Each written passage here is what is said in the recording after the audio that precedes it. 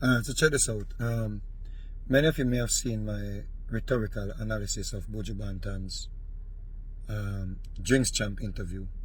First, I wanted to understand that my analysis was not written from a place of hatred or any form of ill intent towards Buju Banton.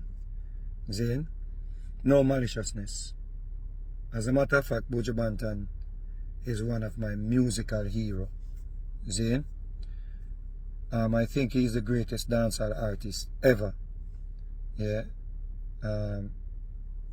So that now go change. You understand what I say?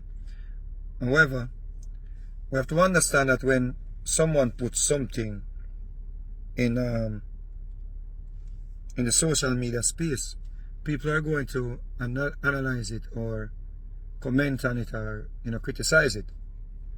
See? So my analysis of the piece, was not from a bad place. It's more of my inference of the piece, accompanied by evidence, especially with the maroons and stuff like that. So, but one thing I realize I've been getting a lot of hits on from the piece is the piece about Afrobeat, yeah, the Afrobeats section, yeah. Now, what I want people to understand is, before people, because there are a lot of people who are saying, yes, it's true what Buju is saying about Afrobeat, that is, the artist, they only, sing about sex and money or whatever. But people have to really do their research to make such claim, you understand? Because I'm sure, and I've heard for myself with African artists, Bobby Wine them and even Burna Boy. I think Burna Boy last single Higher is definitely an inspirational piece. Davido, Stand Strong, inspirational. So there are many Afro artists or African artists, who are singing uplifting music. Yeah? Saying that, having said that, we have to also define what is sexualized music. Yeah? What is highly sexualized music, and what is Buju saying when he said they only sing about money? Yeah? Speaking of sexualized music, I believe that the love songs that we grew up on and the soca songs and dancehall,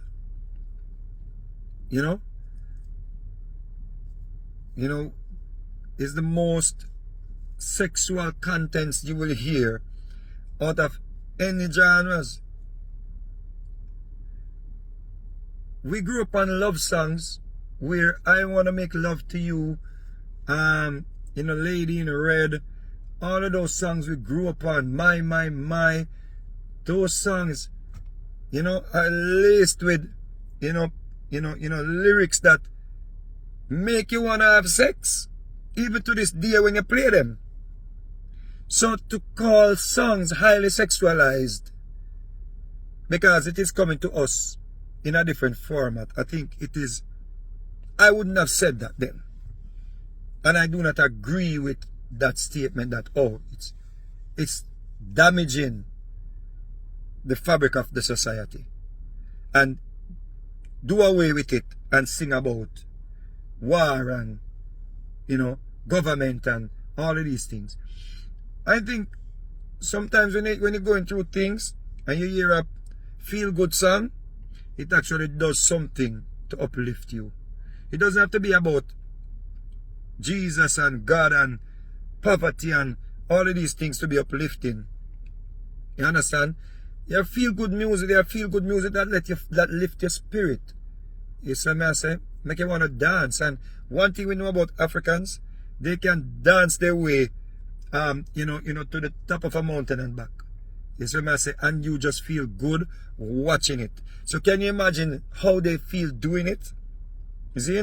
So when we talk about highly sexualized music, we have to be very careful because dancehall music, especially dancehall, listen, me as a dancehall artist, I could not point fingers or any finger on Afro music, talking about their music is highly sexualized and singing about money and all these things. I couldn't do that. And I sing dancehall. The quote-unquote dancehall of today from Jamaica, you know what they're singing? They're singing about girls must have sex with girls. They're singing about scamming. They're singing about robbery. They're singing, the dancehall of today, before we can point fingers at any one genre or any other genre, excuse me, we have to fix up our yard. We have to point fingers at our yard. The music of today that is coming out of Jamaica, African music, is gospel to it. Facts.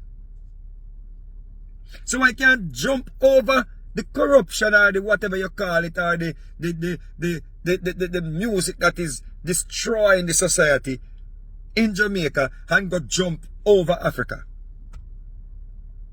When I hear a Davido song or I hear a Wizkid song, it uplifts my mood. I feel good. Highly sexualized. Oh, they're singing about money, wealth. What? So you agree with the Occident, because the Occident stereotype thing, you know. And that is what, that's why it's important for us to be out here correcting some of these narratives. The Occidents, they have this stereotype where they placed on Africa like it's just a shithole country and everybody is just poor and living in trees, or the culture is, you know, all about poverty and all of them things.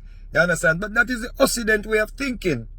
You see? So what Buju's interview is what I get from Buju's interview in that regard is like Orientalism. You understand what I say? When there are so many things that we can take from Afro music as positive, like, you know, Afro music paints a different light on Africa. People want to go visit Africa. People don't feel like they're going to a jungle. You know, even Jamaicans, you know, we used to say, oh, we're happy that we escaped, you know, we came into slavery. There are Jamaicans who believe this, you know.